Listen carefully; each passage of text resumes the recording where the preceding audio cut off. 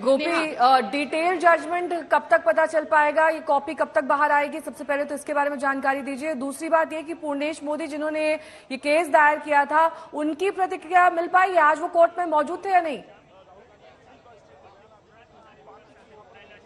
देखिए, कोर्ट के अंदर मामला चल रहा है, अभी भी सुनवाई चल रही है, तो सारे लोग कोर्ट के अंदर ही है। पूर्णेश मोदी भी कोर्ट के अंदर है, राहुल गांधी भी कोर्ट के अंदर है।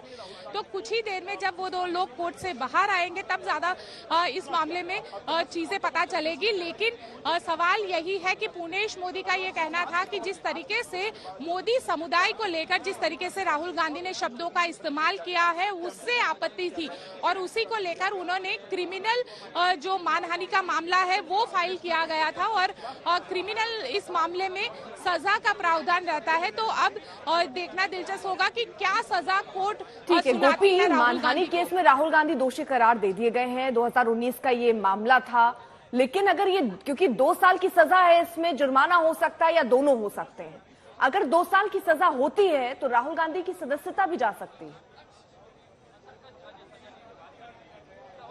देखिए, 2 साल की अगर सजा होती है तो ये बेलेबल ऑफेंस में रहता है। यहाँ से ही कोर्ट के अंदर से ही राहुल गांधी को बेल लेनी रहेगी। तो कोर्ट हो सकता है कि जैसे ही मामले में सजा का ऐलान हो उसके बाद तुरंत ही बेल के लिए राहुल गांधी के जो वकील है वो अप्लाई कर देंगे, क्योंकि सारे सीनियर वकील जो है वो यहाँ पे पहुंचे हुए हैं। यहाँ तक कि जो सीनियर नेता शक्ति सिंह गोहिल है वो भी यहाँ पे पहुंचे हैं और काले कोर्ट में पहुंचे हुए हैं बतौर वकील के तौर पर। हो सकता है कि वो जो यहाँ पे बेल के लिए एप्लीकेशन है वो फाइल कर दे, क्योंकि देखिए सारी तैयारियां कांग्रेस की ओर से की गई थी। अगर कन्विक्शन होता है तो क्या करना है, अगर इस डिफॉर्मेशन के मामले में अगर कोर्ट कोई और प्रावधान के तहत सजा सुनाती है तो क्या करना है, ये सारी तैयारी के साथ कांग्रेस के जो नेता है वो लगातार पिछले 2 दिनों से सूरत के अंदर यहाँ पे थे और सारे लोगों से, सारे जितने भी सीनियर एडवोकेट्स हैं उनके साथ भी उनकी बातचीत चल रही थी।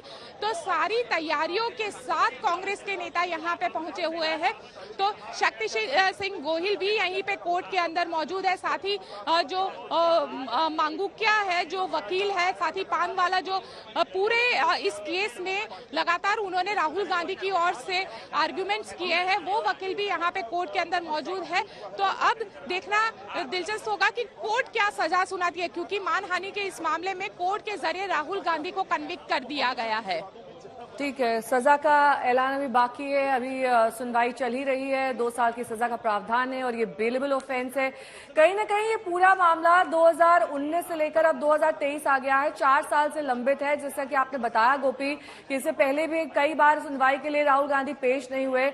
आज जब वो फाइनली पेश हुए, दोषी करार हुए, कहीं ना कहीं ये रहा होगा उनके मन में कि आज इस तरह का फैसला उनके लिए आ सकता है। अब आगे हायर कोर्ट में अपील होगी, क्या उनका रुख रहेगा? देखिए, 2 साल से कम सजा होती है तो यही कोर्ट से उनको जमानत मिल जाएगी और उसके बाद वो हायर कोर्ट में इस मामले को चैलेंज कर सकते हैं।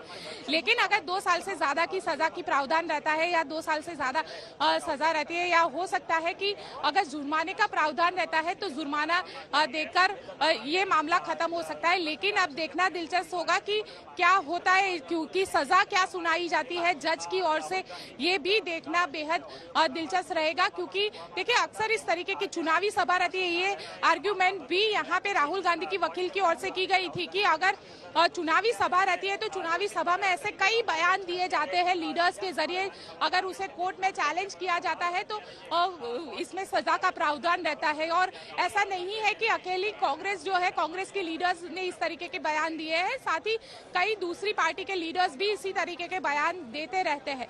तो वैसे में इस तरीके की आर्ग्यूमेंट्स भी कोर्ट में राहुल गांधी की ओर से पेश की गई थी। हालांकि अब कोर्ट में सुनवाई चल रही है और दोषित तो करार दे दिए गए हैं, लेकिन अब देखना दिलचस्प होगा कि कोर्ट के जरिए सजा क्या सुनाई जाती है।